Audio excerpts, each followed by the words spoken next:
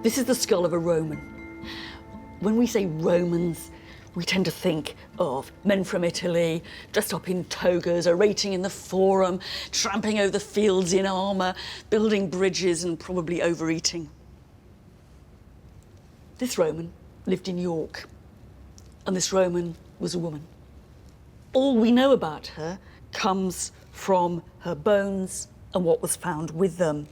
She can't have been more than about 20 when she died, and she must have been pretty well off, to judge from the nice jewellery that was found with her. There's a lovely little blue necklace, a jet bracelet, an ivory bangle, a nice blue glass vase, and a pair of little glass earrings. There's actually more to her than that. We can tell from the shape of the skull that she was certainly of mixed race.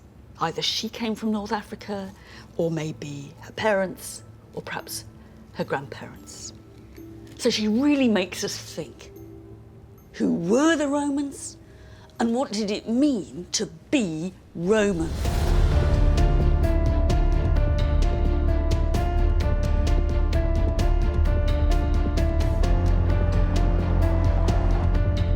Of all the ingredients that helped the Romans build their empire, none was so successful or surprising as the one you can't see: citizenship, and their ability to turn people not born in Rome into fully fledged Romans. You saw the toga everywhere, frequens, toga. A Roman could be all sorts of different people, rich or poor, black or white, from the fringes of the Sahara to the damp frontier of northern Britain. The Britons were really tough. It was true grit. So what difference did it make to be a Roman? And how did you become one?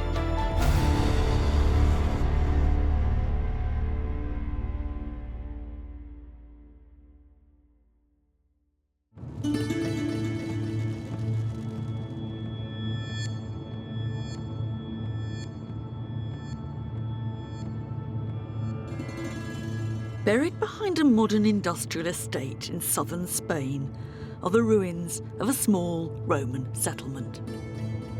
You have to be pretty determined to find this site. I don't think it's on the main tourist beat, really. This is the beginning of the entrance to the site. It's beginning to look a bit more hopefully Roman. Right.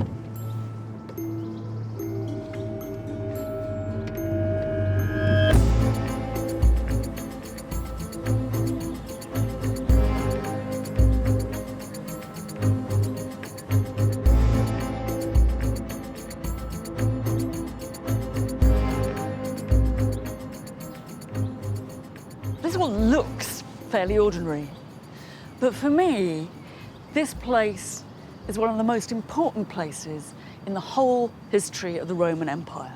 The story goes back to 171 BC. A delegation from Spain turned up in Rome, representing more than 4,000 men who were the sons of Roman soldiers and Spanish women. And as such, they had no political rights. They were effectively stateless, and they were looking for a home. It was one of the unintended consequences of conquest. And interestingly, the historian Livy calls these people a new species. And the Romans, characteristically, improvised a new solution. For a start, they gave them Cartea to be their home. But the Romans did more than that. They didn't just give them a home, they gave them a status. They made them Latins, which was a kind of halfway house between being full Roman citizens and not citizens at all. Now that may not sound very much, but it was actually revolutionary, because it established the principle that you could be a Roman citizen of some sort without having anything to do with Rome and Italy itself. And it kick-started a process that ended up hundreds of years later with every free inhabitant of the Roman Empire being a Roman citizen.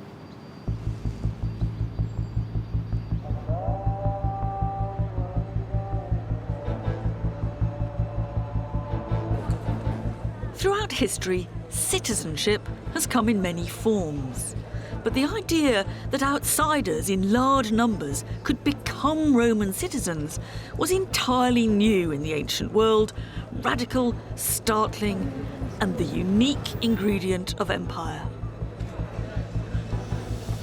To see what being Roman looked like thousands of kilometres from Rome itself, I've come to what is now Algeria, on the empire's southern edges. When the Romans conquered a place, they didn't set about imposing their norms. They didn't make people learn Latin. They didn't make people worship Roman gods. They didn't even make people use the Roman calendar. They exercised their power through incorporation. Now, I'm not talking about the poor suffering peasants here, but they managed to get the local elites on side. And one of the main ways they managed that was by extending full Roman citizenship. Salut.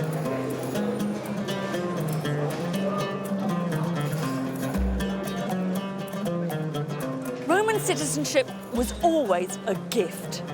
You didn't have to pass a citizenship test or pay a fee, you didn't have to learn Latin, and you didn't have to salute the flag. Not that Romans had flags, but you know what I mean. So why would you want to be a Roman citizen? Well, there were all kinds of particular legal rights it gave you to make contracts, marriage rights, and it meant you could never be crucified. But I doubt that that's what's driving most people. The important thing about Roman citizenship was that it gave you a stake in Rome. It's a bit like the American dream. You know it doesn't work for most people, but the dream still matters.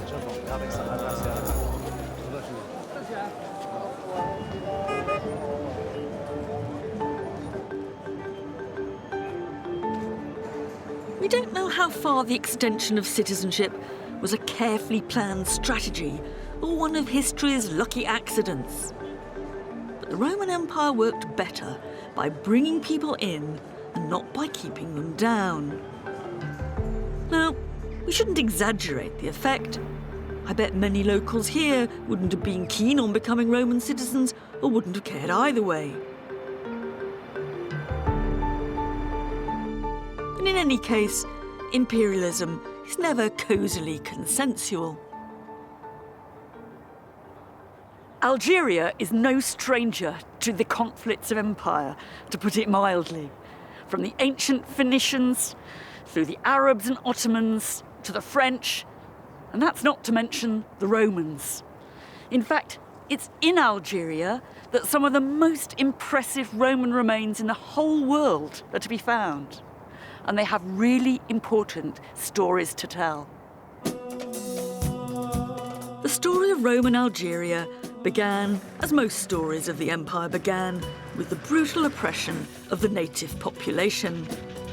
I'm driving through what were once the killing fields of Africa. It's where the Romans fought for decades, and even after the conquest proper, there were thousands of soldiers stationed here, policing and nudging the frontier south. Even in parts of the empire where there had been no towns before, the Romans sponsored, encouraged, and bankrolled the building of cities, Roman style. Timgad was originally built for retired Roman soldiers serving nearby to settle. And it reveals a lot about how Rome put down roots far from Italy and how its identity and culture flourished at the fringes of the empire. I'm beginning to get my bearings now. This must have been one of the main gateways into the town. When you first walk in, it looks a terrible jumble, actually. But almost instantly, you come to a cross street. You can see another paved street on an absolute grid pattern. This must be one of the best surviving examples of Roman town planning anywhere in the empire. It's a pretty aggressive statement of Romanness in the middle of the desert, which means it's not that hard for me to find my way around. And I guess I'm now in a little house and a rather splendid door.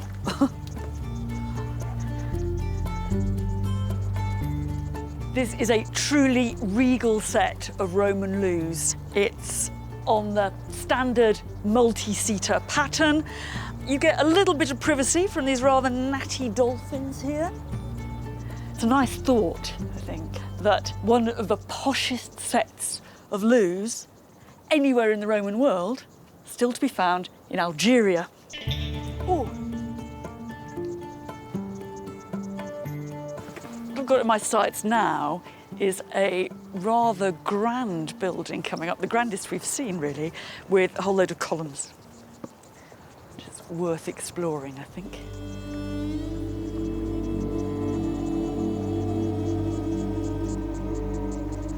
Rather posh entrance courtyard. What on earth is it? This is really interesting. It's a biblioteca, it's a library. If that's the case, it must be, this is a very, very rare example of a surviving public, presumably, library from the Roman world. It's very smart. Sort of, it's quite interesting that we've come into this town and the first monument we really met is indeed a monument to culture, the public library. I think if I'd been a citizen of Timgad, this is where I would have spent my time if I'd been allowed. My guess is that this library was a pretty blokish community. It might have started off as a Roman soldier's retirement home, but within just a few generations of its birth, Timgad had expanded well beyond its original foundations, home to over 10,000 reasonably peaceful inhabitants of Roman, African and Berber descent. You might expect to see a very filtered down version of Romanness here, and yet we find quite the opposite. And this is the main square, the forum, the centre of business life, commerce, law and local government. What's striking is it actually looks so standard. Anyone visiting here from Roman Italy would have instantly recognised this as the Forum. And yet, we're just on the edge of the Sahara. Whoever designed this must have been working from some kind of kit for Roman forums. Or actually, a kit for a whole Roman town. You really do get the feeling that the people of Timgad are investing unusually heavily in high culture and in their Roman identity. All around the forum, all around town, there are thousands of inscriptions proclaiming the Romanness of the inhabitants. But the man who really caps it all for culture is this man, Vocontius. And it's actually written not in the usual capital letters that you see on inscriptions, but in the lowercase that you get in manuscripts. So it's as if you're reading a book here. Now, instead of the usual CV that you'd expect under his statue, you get an elaborate hymn of praise to Vocontius's culture. The Ordo, the local council, has put this up to him. It's the council of the town that lives next to a spring that brings it water. But Vocontius is a spring, they say, that brings them something more. He's their other source. What he's a source of is not water, it's culture, literature, and eloquence.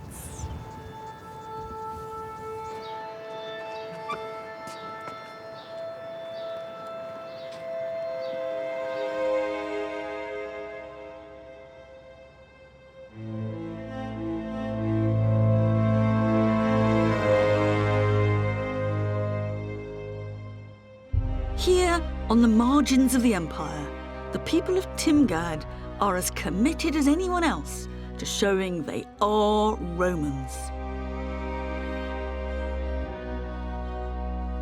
All these mosaics come from the floors of buildings in Timgad, and they give you some idea of what the original colour of the place must have been like. And also the richness.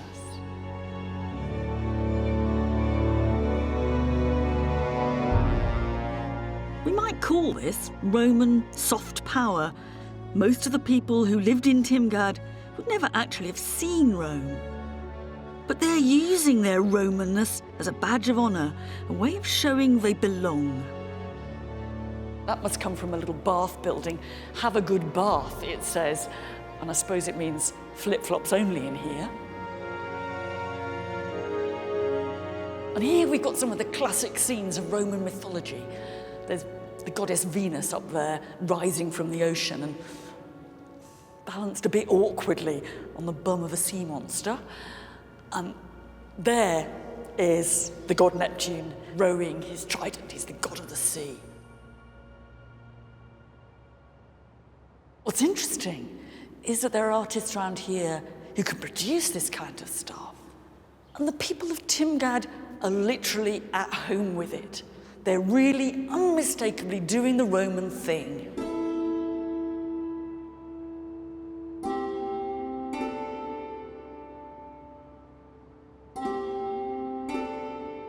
I'm sure there must have been awful quarrels going on here, but on the surface, Timgad looks a pretty happy little place. And that's summed up by this bit of pavement art. What it is a gaming board with words written across. In fact, you move your piece from letter to letter. And the words make a slogan. Venare lavari, hunting and bathing.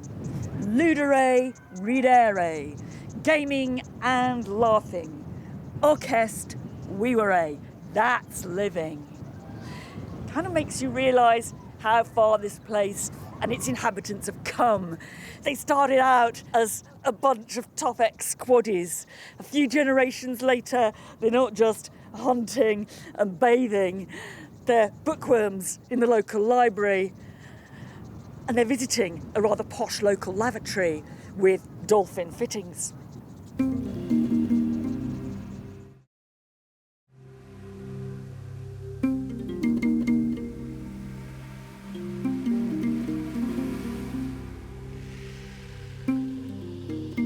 In some ways, it didn't matter how far from the centre of the empire you were.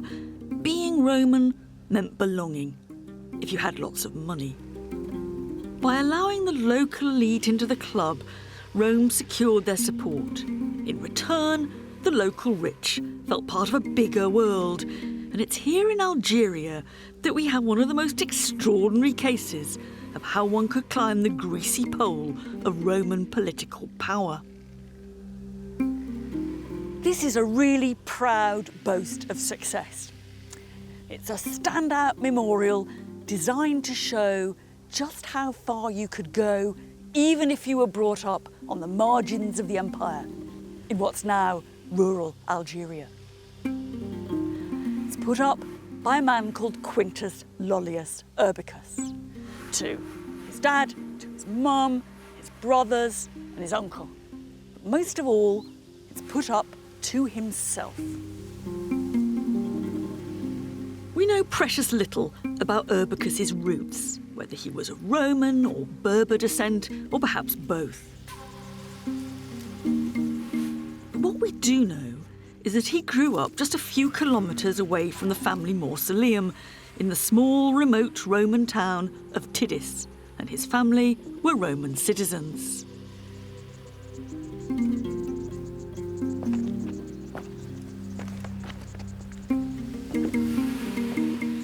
And you can tell it's Roman because of all these winged willies. Even in its heyday, Tidis is unlikely to have had more than 1,000 inhabitants. It's more of a village than a town. And I doubt that it was particularly well known in Algeria. No one else in the Roman world would even have heard of it. This really must take the prize for being the smallest forum in the whole of the Roman Empire. Local offices there, loads of plinths that once carried statues of emperors and local bigwigs. This one was actually the statue of a rather important local Roman lady. But here was the statue to the biggest local bigwig of them all, Quintus Lollius Urbicus. The statue's lost, but you can see where his feet would have been, perhaps in marble, maybe even in bronze. And it's underneath that, on this plinth, that you find his CV written out. It's terribly abraded now, but you can just about feel the letters. You can see his name here, Lollius Urbicus. And you can see that, well, you can feel that he was consul, cos. And then underneath, you get loads of the other things that he did in his life, the offices he held. We learn that he was a bit of a war hero. He served in the expedition against Judea with the Emperor Hadrian, and he seems to have won military decorations, a sort of honorific spear and a golden crown. It's a bit like a Purple Heart or an MC. He's the biggest thing that ever came out of Tidis. He's the local boy who really made good, and no one made gooder. And round here, he would have been absolutely exceptional. What we've got to remember, though, is that there were thousands of people like Lollius Urbicus in the Roman Empire, going from provincial towns to make it big in the city itself and in the army. In some ways, for me, that's what's exceptional about the Roman Empire.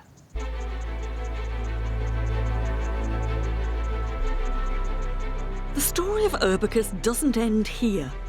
If we follow his trail, Urbicus takes us about as far away from Africa as you could possibly get in the Roman Empire.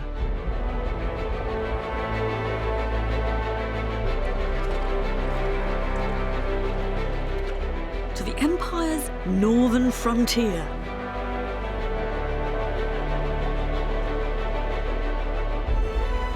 It's in Britain that a plaque was discovered, put up by a unit of the Roman army, recording some new building they'd just erected.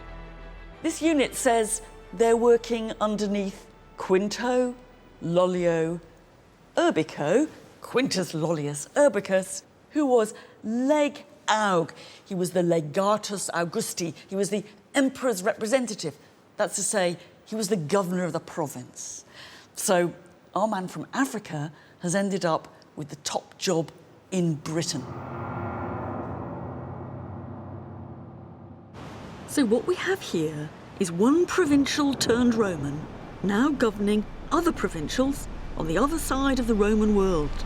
And that was part of a regular pattern. What Lollius Urbicus from North Africa made of his time in Britain, we can only guess. But in the Roman imagination, this island had particular significance. By expanding beyond the Mediterranean world and conquering a place across different seas, they were venturing into the unknown. For the Romans, this wasn't just the sea, it was the ocean. It was part of that vast waterway that went round the inhabited world. It meant really that Britain was in another world. That made it hugely attractive to conquer and explore, but it was almost as if they were going into space in our terms. And of course, they told loads of tall and not so tall stories about what you might find in Britain when you got here. It was cold, it was wet, it was foggy, and the sun didn't shine very much. But the natives had weird habits. They grew very tall because it was so cold, and they lived to a vast age, 120 years old, you find people here. Some people even said it didn't exist. But there were others who thought that actually Britain was where you found real virtue. The Romans have become corrupted by decadence and luxury. The Britons, however, were really tough. It was true grit. Britain was certainly the perfect target for the doddery Emperor Claudius, who needed a decisive military conquest to bolster his unmilitary reputation. Yet like anywhere, even here, where the cultural gap was perhaps at its widest, an outsider could become Roman if he served for 20-odd years in the Roman army.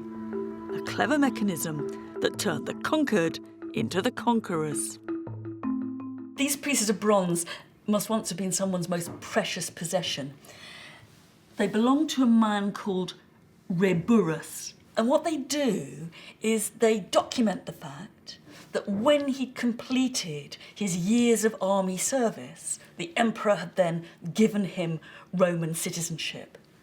I think what we have to imagine is that there would be some very big document on public display in Rome naming loads of people who were given citizenship.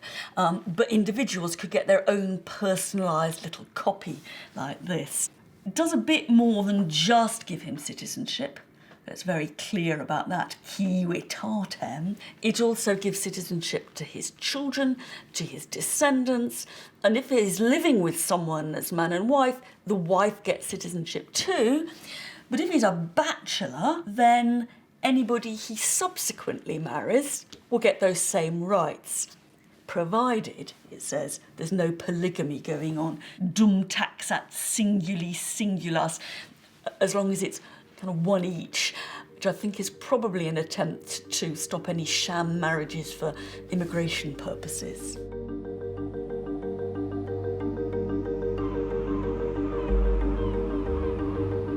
Reburrus was Spanish in origin, but he'd done his military service in Britain and almost certainly settled here on retirement.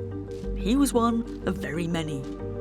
Because long after the Emperor Claudius had celebrated his British conquest, guerrilla warfare raged on, and there were thousands of Roman soldiers based in barracks across the country, like this one, tucked away amongst modern terraced houses in South Shields.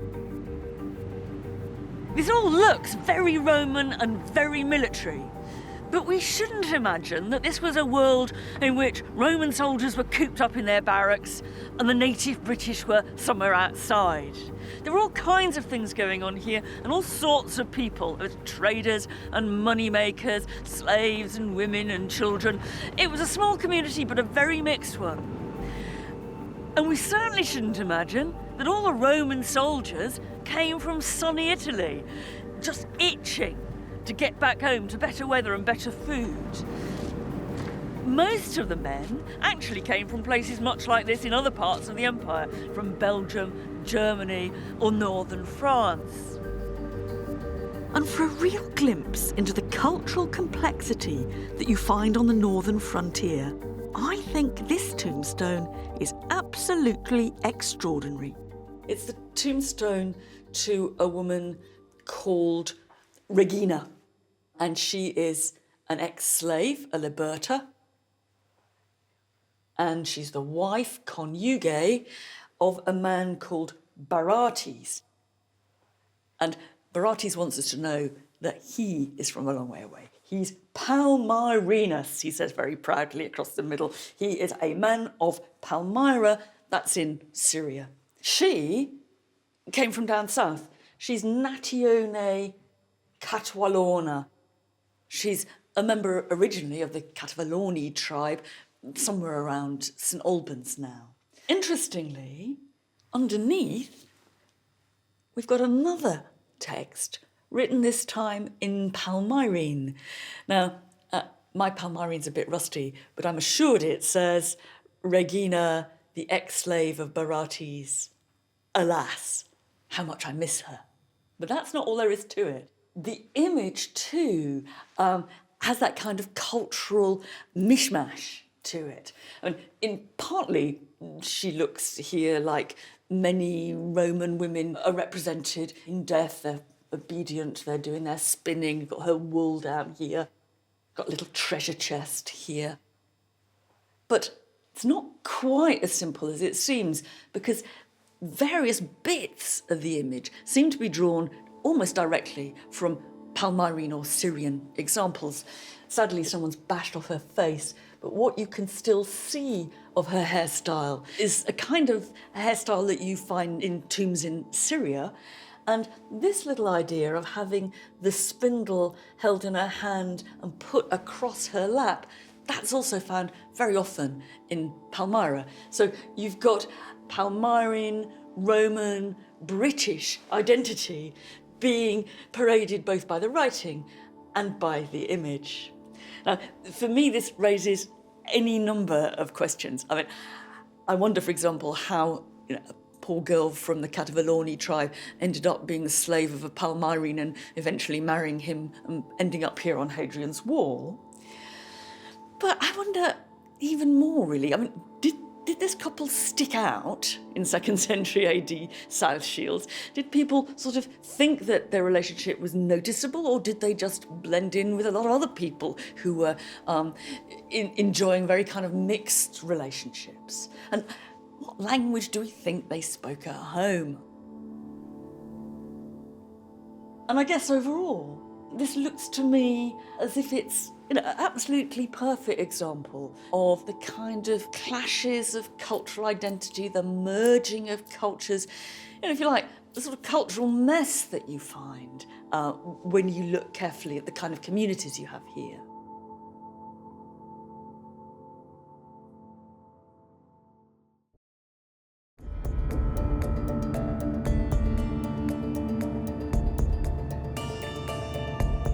This is about mobility of people. This was a world where people moved around freely. All kinds of migrants travelled the empire in search of a career opportunity or simply dreaming of fortune. And we can see what this mobility meant by looking at their skeletons. It's changing our view of the communities of Roman Britain. They weren't static little places, but full of people born elsewhere. Archaeologist Hella Eckhart from the University of Reading has been investigating the identity of individuals discovered in ancient burial sites throughout the country. How do you actually go about working out where the guy or woman came from? We usually start with the grave goods, and here you can see an array of finds from Catterick, and they're quite unusual. So there are crossbow brooches here like this, and they are thought to be worn as badges of office, so soldiers and administrators wear them. And the object itself might not be unusual, but the idea of placing it in the grave is. So this is hinting foreignness? It is. Then what do you do to the skull? So what we do with the skull is we will test the teeth. So we will look at the molar and we will test the chemical signature preserved in the tooth enamel, and it will tell us what was the geology like where this person grew up. So when my teeth were forming, when I was kind of 3, 4, 5, what I was eating and drinking, it kind of gets locked inside the tooth enamel. That's absolutely right. It's like a chemical fingerprint. The water relates to the climate. So if you grow up in a hot coastal North African climate, that will look different chemically to a continental cool climate like Germany or Poland. Right. And for this one? For this one, we think that this individual and a whole group of, most of these men come from somewhere colder and more continental. Be somewhere like Germany or Poland, something like that. Right. So Polish migration to Britain isn't as new as we think. If I were to ask you to just guess, what rough proportion of the people in Roman Britain do you reckon didn't grow up here? If we look at the countryside, for example, we simply don't know. We haven't tested, and we assume that people didn't move very much in the countryside. But for the cities, which is where our work has been, we think 20 to 30% of the ones we've sampled may be incomers from outside of Britain. So quite a significant proportion of migrants doing what? The cities are very mixed and diverse, and what they seem to be doing, a lot of these individuals are in quite high status roles. So the lady from York has very rich grave goods. These individuals, they all have these crossbow brooches and the belt fittings, so they're probably soldiers and administrators. They're running the Roman Empire. So our picture of Roman Britain has to be, it's not just that there are cities, it's that there are cities with a very different sort of community than you could ever possibly have found, you know, a couple of hundred years before Absolutely. the Roman invasion. Yeah.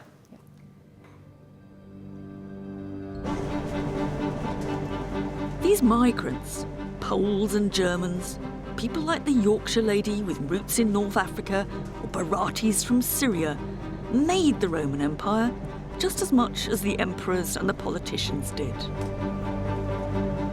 And it isn't just a question of moving around the empire. It's also people from the provinces making it to Rome and getting to hold the highest positions of power in the capital itself. In our terms, the Roman ruling class was strikingly ethnically diverse. But we shouldn't conclude from that the Romans were all sugar-coated liberals. When they felt like it, they could be just as xenophobic as anyone. And we can see that from an extraordinary survival in the French city of Lyon, that's to say, in Gaul. It's all related to a proposal of the Emperor Claudius, the same man who took Britain as his trophy. He stirred up a real hornet's nest in Rome when he suggested that Gauls should be allowed into the heart of Roman government. Claudius ran into all kinds of objections. Some people complained that the Gauls had only recently been vicious enemies of Rome, and others said they didn't much fancy kowtowing to a load of nouveau riche men from the backwoods. What's amazing is that we still have a word-for-word transcript of Claudius's reply, later inscribed on bronze and put up in Gaul.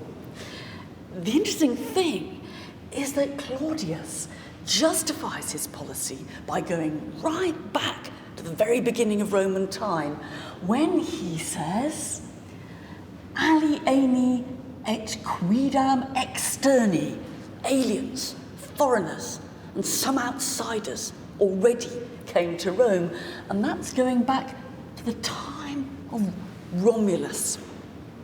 Now, to be honest, Claudius's speech is a bit nerdy, and he grindingly goes through every example he can think of foreigners coming into the political structure of Rome, people who Romam migravit, the people who came as migrants to Rome. But objections or not, Claudius got his way, and the Gauls were incorporated into the power structure of Rome, and that was really the standard pattern. One notable exception was Britain. We don't know of any native Brit who made it big at Rome.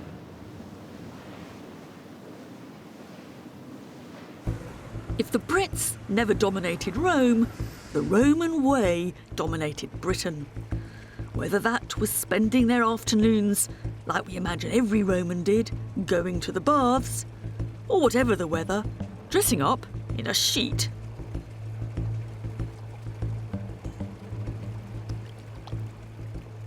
Some locals probably just didn't get all this bathing stuff or take to wearing the toga. But some must have relished the fun you could have here, and some probably got a bit too hooked in the kind of, is that a toga version 5 or a version 6 you're wearing? And that's exactly what one Roman writer, referring to Britain, has to say. He says, you saw the toga everywhere, frequens toga. And they took to baths and to elegant dining, and they called it culture. But it was really pars servitutis, part of their enslavement.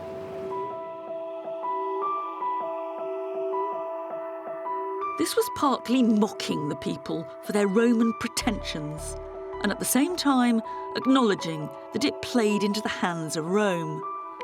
But the cultural interactions are more complicated than that. Here in Roman Bath, long before the Roman invasion, the local population had worshipped the goddess Sulis at these hot springs. After the conquest, the Romans saw her as the equivalent of their own goddess Minerva and addressed her by that name. She began to be called Sulis Minerva, a hybrid god combining both identities. But was she really native or was she Roman? What's left of the facade of the temple tells us a lot about the world of Roman Bath. Some of it is really very, very Roman, but not all. It looks as if in the middle of the gable, the sculptor has been asked to do an image of the shield of the goddess Minerva, which in Roman mythology had at its middle a sneaky-headed female figure, the Gorgon, looking out. That's fine, except what we've got here is a bloke with a moustache. Now, so the question is, has the sculptor just got it wrong? Has he failed to be properly Roman? Or has he perhaps refused to be entirely Roman? And is this Sulis, creeping in? Or is it actually something a bit more interesting than that?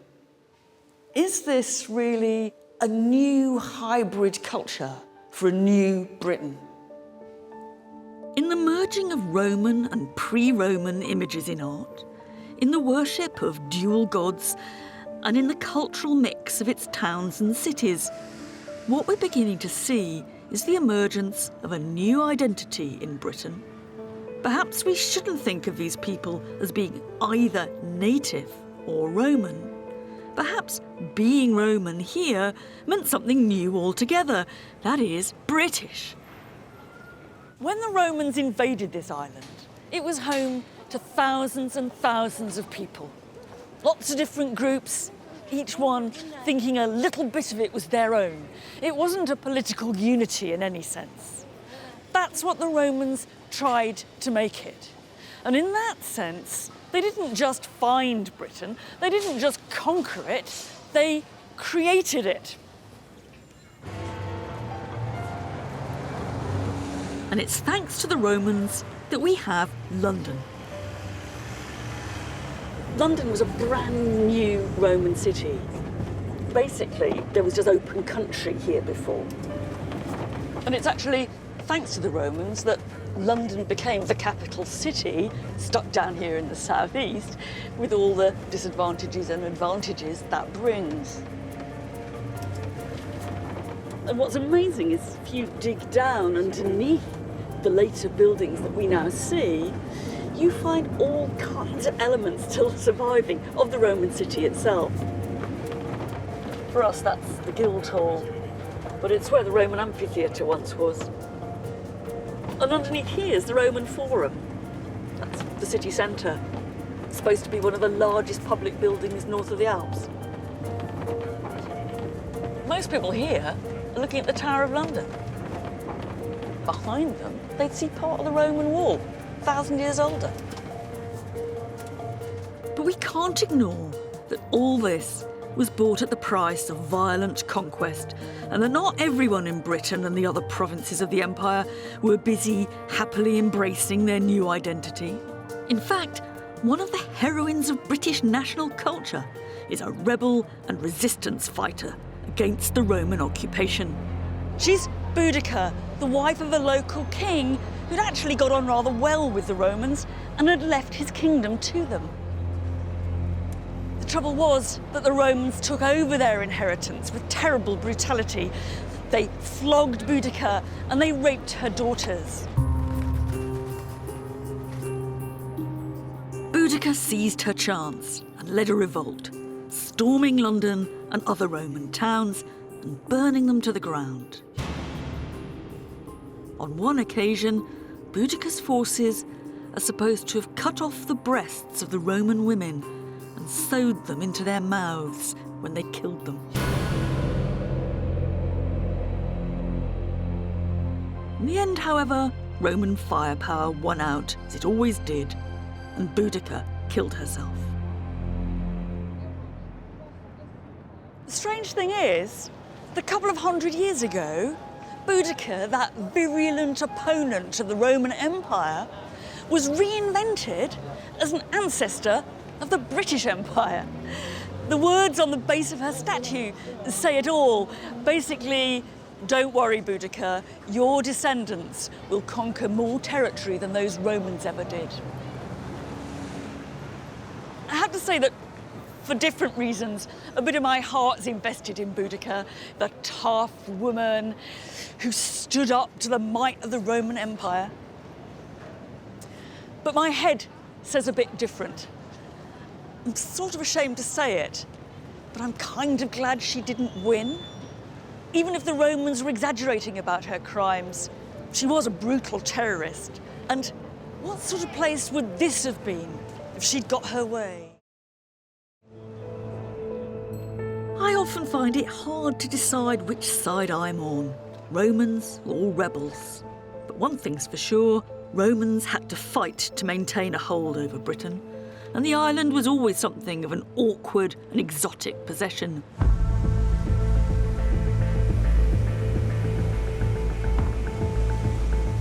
On the other side, going east, things are very different. The Greek world, which also included what we call Turkey and much of the Near East, cities, urban living, and long-standing relations with Rome had existed for centuries. Becoming Roman here took a very different form. All the same, there was still a desire to make sense of the brave new world to which they now belonged. I'm in a place that I haven't been for almost 40 years. It's Aphrodisias, the city of the goddess Aphrodite. And it's very special because it's probably the place in the whole of the Roman Empire where you can see better than anywhere else how it was that people outside Rome represented the power of Rome to themselves. And we can see how the two civilizations of Greece and Rome came together and what the empire looked like from the Greek side. People in the eastern part of the empire went on speaking and writing Greek like they had for centuries. The Romans didn't make them change to Latin. They went on being Greek under Rome.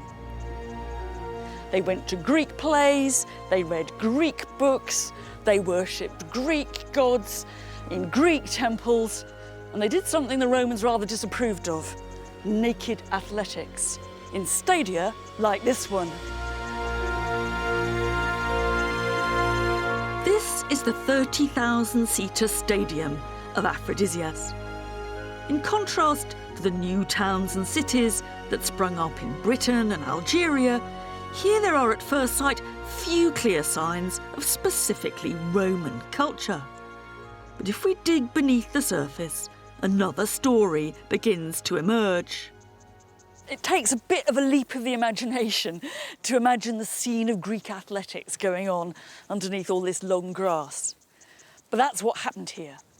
But it wasn't the only thing that happened here.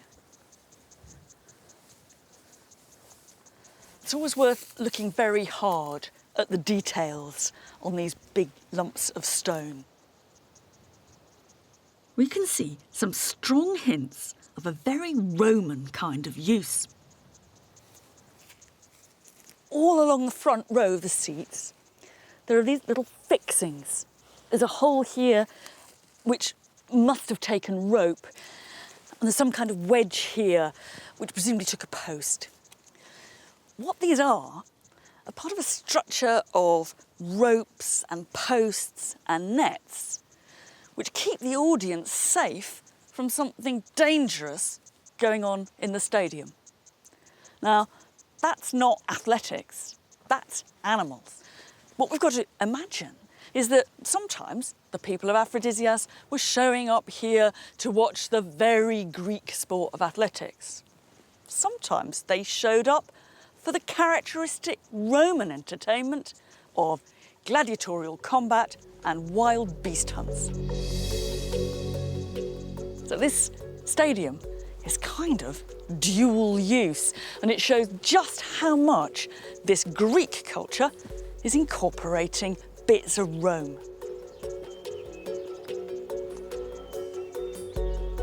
And there's another, even more obvious way that the people of Aphrodisias incorporated Rome into their own cultural world. That is, in the worship of the Roman emperors, and in a brand new sanctuary sponsored by some local grandees for exactly that purpose. This is one of the most important archaeological discoveries of the last 50, even 100 years. It's a temple complex dedicated to the honour and worship of the Roman emperor. And I'm sitting on the temple steps. We have to be a bit careful about what we mean by worship. I think there's no chance that the people of Aphrodisias thought the Roman emperor was just the same as Zeus or Aphrodite or any of those traditional gods.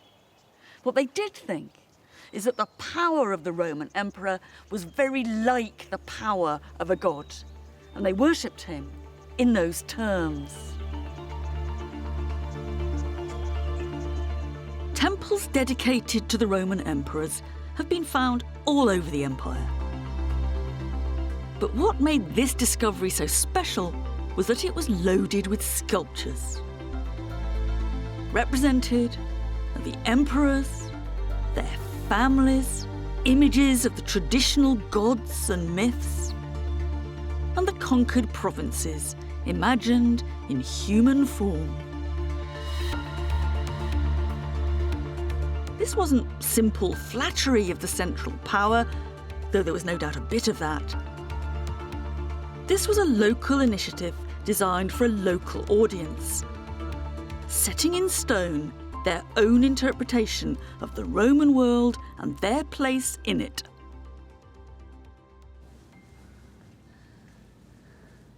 And here's an almost naked emperor having a go at a province. What's quite interesting about all the ways that provinces and conquered territories are represented in this series is that they're all female. So there's a wonderful bit of gender, or a horrible bit of gender politics going on with the heroic, masculine emperor slaughtering or raping the helpless woman. A woman trying not to reveal her naked body.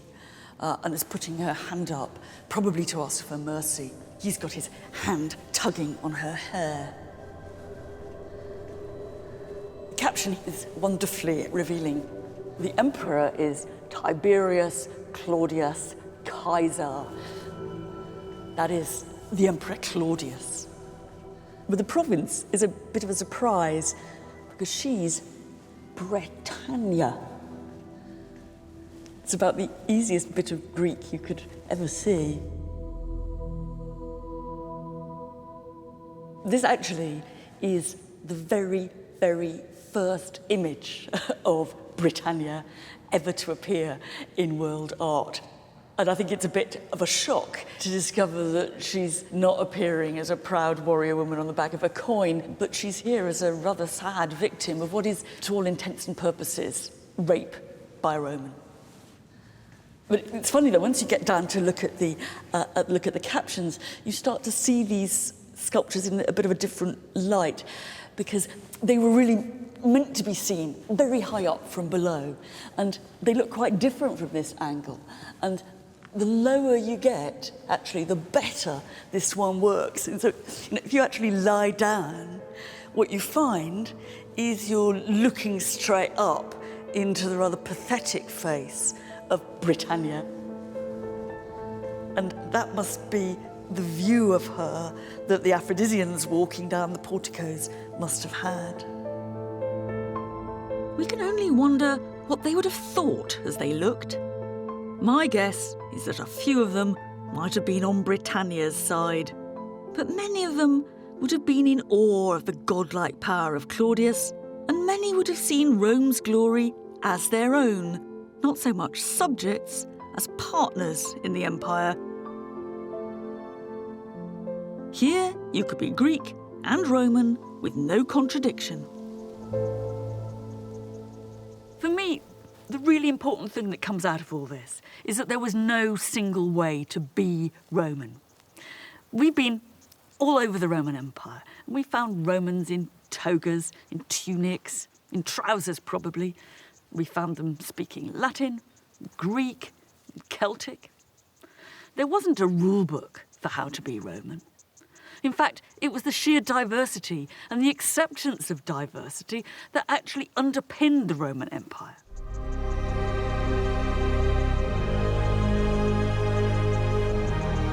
Whether you came from the margins of the empire in the east, its northern frontiers, or the fringes of the Sahara in the south, if you were a Roman citizen, you had the same rights and privileges as a citizen in Rome. And that was radical and new, an idea still worth cherishing. Rome's extension of citizenship was one factor that gave its empire unity. Something few empires before or since have managed.